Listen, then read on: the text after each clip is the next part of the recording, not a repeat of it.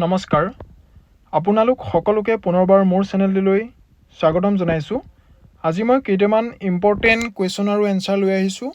APSC prelims কোৱেশ্চনৰ পৰা গতিকে পলম নকৰি আজিৰ ভিডিওটো আৰম্ভ কৰো আমি যদি প্ৰথম কোৱেশ্চনটোৰ ওপৰত যদি চাবলৈ যাওঁ Which of the following autonomous councils in Assam have been formed under the 6th schedule of the Constitution of India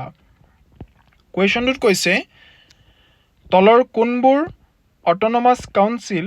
ভাৰতীয় সংবিধানৰ 6th শিডিউল অনুসূচী অনুসৰি গঠন কৰা হৈছে ইয়াতে যদি আমি অপচন কেইটাৰ ওপৰত চমুকৈ চাবলৈ যাওঁ অপচন দি আছে অপচন 1 ত দি আছে বড়োলেণ্ড টেৰিটৰিয়েল কাউন্সিল বা বড়োলেণ্ড টেৰিটৰিয়েল ৰিজন অপচন 2 ত দি আছে Karbi Anglong autonomous council option 3 ত দিয়া আছে ডিমা হাছাও অটোনমাস কাউন্সিল আৰু অপচন 4 ত দিয়া আছে ৰাভা হাছং অটোনমাস কাউন্সিল আৰু এই কোৱেশ্যনটোত কাৰেক্ট এনসাৰটো সিলেক্ট কৰিব দিছে আমি যদি সমকৈ এই অপচন কেইটাৰ ওপৰত যদি চাওঁ অলপ তেতিয়া আমি গম পাম এই বড়োলেণ্ড টেৰিটৰিয়েল কাউন্সিল বা বড়োলেণ্ড টেৰিটৰিয়েল ৰিজন এইখন আমাৰ ভাৰতীয় সংবিধানৰ 6th শিডিউল অনুসৰি গঠন কৰা হৈছে নেক্সট যদি আমি অপচন 2 টোৰ ওপৰত যদি চাবলৈ যাওঁ এই কাৰ্বি আংলং অটোনমাস কাউন্সিল এইখনো আমাৰ ভাৰতীয় সংবিধানৰ 6th শিডিউল অনুসৰি গঠন কৰা হৈছে নেক্সট যদি আমি অপচন 3 টোৰ ওপৰত যদি সমুকৈ চাবলৈ যাওঁ ডিমা হাছাও অটোনমাস কাউন্সিল এই ডিমা হাছাও অটোনমাস কাউন্সিলখনো আমাৰ ভাৰতীয় সংবিধানৰ 6th শিডিউল অনুসৰি গঠন কৰা হৈছে গতিকে ইয়াৰ ভিতৰত কাৰেক্ট আনসাৰ কেইটা হ'ব অপচন 1 টো হ'ব কাৰেক্ট অপচন 1 টো কাৰেক্ট হ'ব অপচন 2 টো কাৰেক্ট হ'ব আৰু অপচন 3 টো কাৰেক্ট হ'ব ইয়াতে অপচন 4 টো কাৰেক্ট নহয় কাৰণ ৰাভা হাছং অটোনমাস কাউন্সিল এইখন আমাৰ ভাৰতীয় সংবিধানৰ 6th শিডিউল অনুসৰি গঠন কৰা হোৱা নাই এইখন ৰাজ্যিক আইনৰ অধীনতহে গঠন কৰা হৈছে গতিকে আমি নেক্সট কোৱেশ্যনটো লৈ আহিছো নেক্সট কোৱেশ্যনটো দিয়া আছে Consider the following statements regarding the special provision to some of the states of India made by the Constitution. ইয়াত কৈছে যে সংবিধানৰ 371 অনুচ্ছেদ অনুসৰি বিশেষ ব্যৱস্থাৰ সন্দৰ্ভত তলৰে যিকেইটা অপচন আছে সেই অপচন কেইটা বিবেচনা কৰিবলৈ দিয়া আছে ইয়াতে যদি আমি চাবলৈ যাওঁ প্ৰথম অপচনটোত কি দিয়া আছে Article 371C provides for the special provision for the state of Assam. আমি এটো প্ৰথমতে চাই গম পাইছো যে Article 371C অসমৰ বাবে নহয় ই মণিপুৰৰ বাবে হয় নেক্সট যদি আমি অপচন 2 টোৰ ওপৰত যদি চাবলৈ যাওঁ Article 371C was added by the 22nd Amendment Act of 1969 সংবিধানৰ Article 371C এটো 1969 চনৰ 22তম সংবিধান সংশোধনী আইনৰ জৰিয়তে সংযোজন কৰা হৈছিল নেক্সট যদি আমি অপচন 3 ৰ ওপৰত যদি চাবলৈ যাওঁ Article 371D deals with special provision with respect to the state of Andhra Pradesh and Article 371E deals with the establishment of Central University in Andhra Pradesh ইয়াত দিয়া মতে আৰ্টিকল 371 ডিত কৈছে যে অন্ধ্ৰ প্ৰদেশৰ বাবে এটা বিশেষ ব্যৱস্থা লোৱা কথা কৈছে আৰু নেক্সট যদি আমি আৰ্টিকল 371 ইউ ওপৰত যদি চাবলৈ যাওঁ ইয়াতে অন্ধ্ৰ প্ৰদেশত কেন্দ্ৰীয় বিশ্ববিদ্যালয় স্থাপনৰ কথা কৈছে নেক্সট আমি অপচন 4 টো চাই লওঁ 4 টোত কি দিয়া আছে অপচন 4 টোত দিয়া আছে 32nd Constitutional Amendment Act which was made in 1973 inserted articles 371D and 371E into the constitutions of India ইয়াত কৈছে যে 1973 চনত গৃহীত 32তম সংবিধান সংশোধনী আইনৰ জৰিয়তে ভাৰতীয় সংবিধানত 371D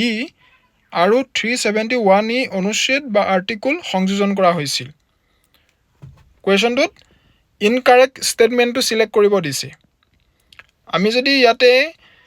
চাবলৈ যাওঁ কাৰেক্ট এনসাৰটো হ'ব অপচন A টো 1 only 1 টো কাৰেক্ট হ'ব আমি নেক্সট কোৱেশ্চনটো লৈ আহিছো নেক্সট কোৱেশ্চনটো দিয়া আছে consider the following statements regarding the provision of official language in India ইয়াতে অপশন দিয়া আছে অপশন 1 ত দিয়া আছে article 343 of the constitutions of India has made Hindi in Devanagari script as the national language of India ইয়াত কৈছে যে ভাৰতীয় সংবিধানৰ 343 আৰ্টিকলে দেৱানাগৰী লিপিত হিন্দীক ভাৰতৰ ৰাষ্ট্ৰীয় ভাষা হিচাপে স্বীকৃতি দিছে নেক্সট অপশন যদি আমি 2 টো ওপৰত যদি চাবলৈ যাওঁ The legislature of a state may be law adopt any one or more of the language in use in the state as the official language oblique language of the state as per article 345 of the constitutions of India ইয়াত কৈছে যে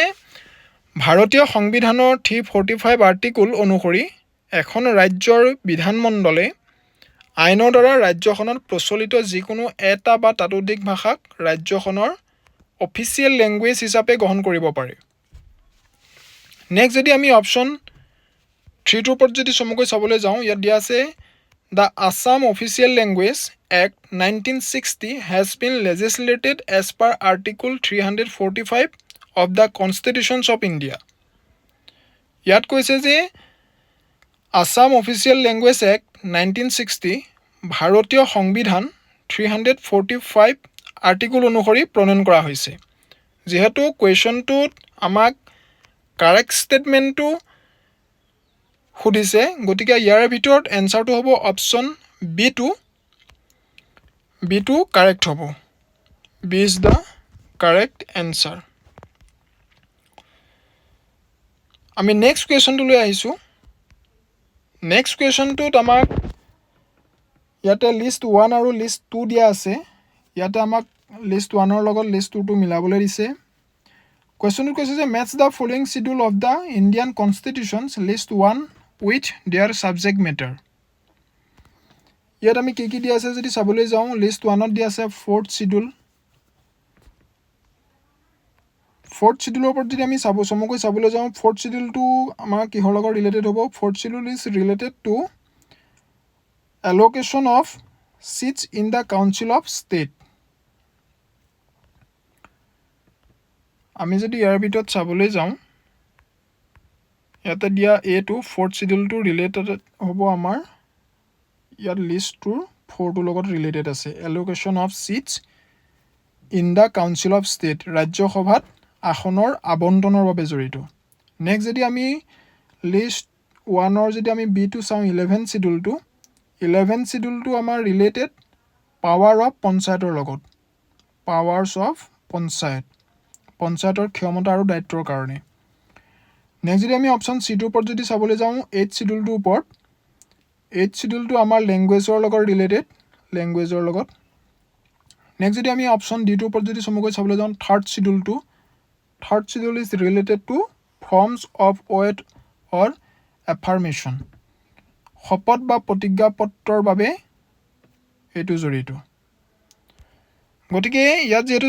correct এনসাৰটো আমাক বিচাৰিছিলে যেটো correct statement গতিকে ইয়াৰ ভিতৰত correct এনসাৰটো হ'ব option B2 option B is the correct answer আমি ইয়াৰ পাছত নেক্সট কোৱেশ্চনটো লৈ আহিছো আমাক নেক্সট কোৱেশ্চনটো দিয়া আছে paddy fields are chief source of which of the following greenhouse gases পথাৰৰ ধান খেতি তলৰ কোনবোৰ গ্ৰীণ হাউস গেছৰ প্ৰধান উৎস সুধিছে ইয়াতে দিয়া আছে কি দিয়া আছে মিথেন দিয়া আছে অপশন 1 মিথেন দিয়া আছে অপশন 2 কাৰ্বন ডাই অক্সাইড দিয়া আছে অপশন 3 দিয়া আছে নাইট্ৰাছ অক্সাইড অপশন 4 দিয়া আছে ওজন ইয়াতে আমাক কাৰেক্ট এনসাৰটো বিচাৰিছে কাৰেক্ট ষ্টেটমেন্টটো গতিকে ইয়াৰ ভিতৰত কাৰেক্ট এনসাৰটো হ'ব option C2 Option C is the correct answer. Option C. যেহেতু কোৱেশ্চনটোত চিফ সোৰ্সটো খুদিছিলে গতিকে চিফ সোৰ্স হ'ব 1 মিথেন আৰু অপচনত দিয়া 3 নম্বৰটো নাইট্ৰাছ অক্সাইড আমি নেক্সট কোৱেশ্চনটো লৈ আহিছো Our next question to dia ase which of the following groups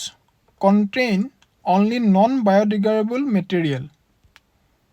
আমাক ইয়াত সুধিছে যে তলৰ কোনটো গ্ৰুপত নন বায়োডিগ্ৰেডেবল পদাৰ্থ আছে সুধিছে যেটো অপচনশীল ইয়াতে যদি আমি চাবলৈ যাওঁ অপচন কি কি দিয়া আছে অপচন 1 ত দিয়া আছে উড পেপাৰ লিডাৰ অপচন যদি 2 ত আমি চাবলৈ যাওঁ অপচন 2 ত দিয়া আছে প্লাষ্টিক বেকেলাইট ডিডিটি অপচন 3 ত দিয়া আছে প্লাষ্টিক থাৰ্মোকল আৰু would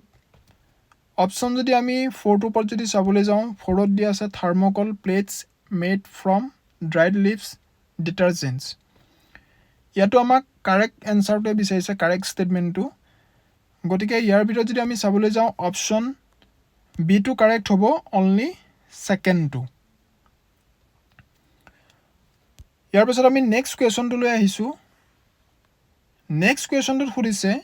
for a given liquid the rate of evaporation depends on ইয়াত কৈছে যে এটা নিৰ্দিষ্ট তৰল পদাৰ্থৰ যেটো evaporation বা বাষ্পীকৰণৰ হাৰ যেটো ৰেট তলৰ কোন কেইটাত কাৰকৰ ওপৰত নিৰ্ভৰ কৰিছে সুধিছে অপচন দি আছে the temperature of the liquid option 2 দি আছে the temperature of air option 3 দি আছে the surface area of the liquid the surface area of the liquid ইয়াতো আমাক কাৰেক্ট ষ্টেটমেন্টটো বিচাৰিছে গতিকে ইয়াৰ ভিতৰত কাৰেক্ট এনসাৰটো হ'ব option D2 option D is the correct answer ইয়াৰ পিছত আমি নেক্সট কোৱেশ্চনটো লৈ আহিছো নেক্সট কোৱেশ্চনটো দিছে consider the following pairs of scientists and discoverers প্ৰশ্নটোত বিজ্ঞানী আৰু তেওঁলোকৰ যিখিনি আবিষ্কাৰ সেই আবিষ্কাৰসমূহৰ ওপৰত চাৰিটা পেয়াৰ দিয়া হৈছে এই পেয়াৰ কেইটা আমাক মিলাই চাব দিছে আমি যদি ইয়াৰ ওপৰত চমুকৈ যদি চাওঁ কেপলাৰ আমাৰ কেপলাৰটো যেহেতু মিলি আছে ল অফ প্লেনেটাৰী মোশন এটো আমাৰ কাৰেক্ট হ'ব কেপলাৰটো আৰু নেক্সট যদি আমি নেক্সট চাওঁ আমি গেলিলিওৰ ওপৰত যদি চাওঁ গেলিলিওটো আমাৰ কাৰেক্ট হ'ব গেলিলিওটো কাৰেক্ট হ'ব এটা মিলি আছে ইয়াতে যদি আমি নেক্সট কেটা অপচন যদি চাওঁ 1 আৰু 4 টো এইকেইটা আমাৰ মিলি থকা নাই গতিকে 2 আৰু 3 টো আমাৰ কাৰেক্ট ষ্টেটমেন্ট হ'ব কেপলাৰে আমি যদি অপচন 2 ৰ ওপৰত যদি চাবলৈ যাওঁ কেপলাৰে গ্ৰহসমূহৰ গতিৰ তিনিটা গুৰুত্বপূৰ্ণ সূত্ৰ আগবঢ়াইছিল নেক্সট যদি আমি গেলিলিওৰ ওপৰত যদি চাওঁ গেলিলিওৱে 1610 চনত দূৰবীক্ষণ যন্ত্ৰৰ সহায়ত প্ৰথমবাৰৰ বাবে বৃহস্পতি গ্ৰহৰ চাৰিটা ডাঙৰ উপগ্ৰহ আৱিষ্কাৰ কৰিছিল গতিকে ইয়াৰ ভিতৰত কাৰেক্ট এনসাৰটো হ'ব অপচন D2 অপচন D2 ইয়াৰ পিছত আমি নেক্সট কোৱেশ্চনটো লৈ আহিছো which of the following elements does sugar contain ইয়াতে অপচন দি আছে অপচন 1 কাৰ্বন অপচন 2 দি আছে নাইট্ৰোজেন অপচন 3 দি আছে হাইড্ৰোজেন আৰু অপচন 4 দি আছে অক্সিজেন ইয়াৰ ভিতৰত যদি আমি কাৰেক্ট ষ্টেটমেন্টটো যদি চাবলৈ যাওঁ অপচন A টো কাৰেক্ট হ'ব A is the correct 1 3 and 4 only carbon hydrogen আৰু অক্সিজেন আমি নেক্সট কোৱেশ্চনটো লৈ আহিছো নেক্সট কোৱেশ্চনটোত কনসিডাৰ the following statements দিছে ইয়াতে অপচন দিয়া আছে Assam was formed into a chief commissioner province in 1874 1874 চনত অসমক এখন চিফ কমিশনাৰ হিচাপে গঠন কৰা হৈছিল নেক্সট অপচনত দিয়া আছে Assam was declared as a governor province in 1921 1921 চনত অসমক এখন ৰাজ্যপালৰ প্ৰদেশ হিচাপে ঘোষণা কৰা হৈছিল যেহেতু ইয়াতো কাৰেক্ট ষ্টেটমেন্টটো বিচৰা হৈছে ইয়াতে যদি আমি চাবলৈ যাওঁ অপচন 1 টো আমাৰ কাৰেক্টে হ'ব আৰু অপচন 2 টো কাৰেক্ট হ'ব গতিকে ইয়াৰ ভিতৰত কাৰেক্ট আনসাৰ হ'ব option C2 both 1 and 2 C is the correct answer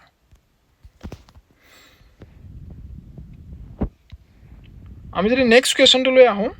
next কুৱেশ্যনত দিয়া আছে which of the following national parks in India are world heritage site. ইয়াত সুধিছে যে তলত দিয়া নেশ্যনেল পাৰ্কসমূহৰ ভিতৰত কোনকেইখন বিশ্ব ঐতিহ্য ক্ষেত্ৰ হিচাপে স্বীকৃতি পাইছে সুধিছে। ইয়াতে অপশ্যন দিয়া আছে। অপশ্যন 1ত দিয়া আছে কেওলাদেউ নেশ্যনেল পাৰ্ক, অপশ্যন 2ত দিয়া আছে মানস নেশ্যনেল পাৰ্ক, অপশ্যন 3ত দিয়া আছে নন্দা দেৱী বায়'স্ফিয়াৰ ৰিজাৰ্ভ আৰু অপশ্যন 4ত দিয়া আছে গ্ৰেট হিমালয়ান নেশ্যনেল পাৰ্ক। আমি যদি ইয়াৰ ওপৰত চাবলৈ যাওঁ, ইয়াৰে গোটেইকেইখনে ৱৰ্ল্ড হেৰিটেজ চাইট স্বীকৃতি পাইছে। আমাৰ ইয়াৰে অপশ্যন 1 কেওলাদেউ নেশ্যনেল পাৰ্কে ৱৰ্ল্ড হেৰিটেজ চাইট হিচাপে স্বীকৃতি পাইছিলে 1985 চনত। নেক্সট মানস নেশ্যনেল পাৰ্কেও ছেম একেটা ইয়াৰতে স্বীকৃতি পাইছিল ৱৰ্ল্ড হেৰিটেজ চাইট হিচাপে। নেক্সট যদি আমি অপশ্যন 3 ওপৰত যদি চমুকৈ চাবলৈ যাওঁ, নন্দা দেৱী বায়'স্ফিয়াৰ ৰিজাৰ্ভ ৱৰ্ল্ড হেৰিটেজ চাইট হিচাপে স্বীকৃতি পাইছিল 1988 চনত। আৰু আমি যদি একেবাৰে শেষৰ অপশ্যনটো যদি চাবলৈ যাওঁ গ্ৰেট হিমালয়ান নেশ্যনেল পাৰ্ক, এইখনেও 2014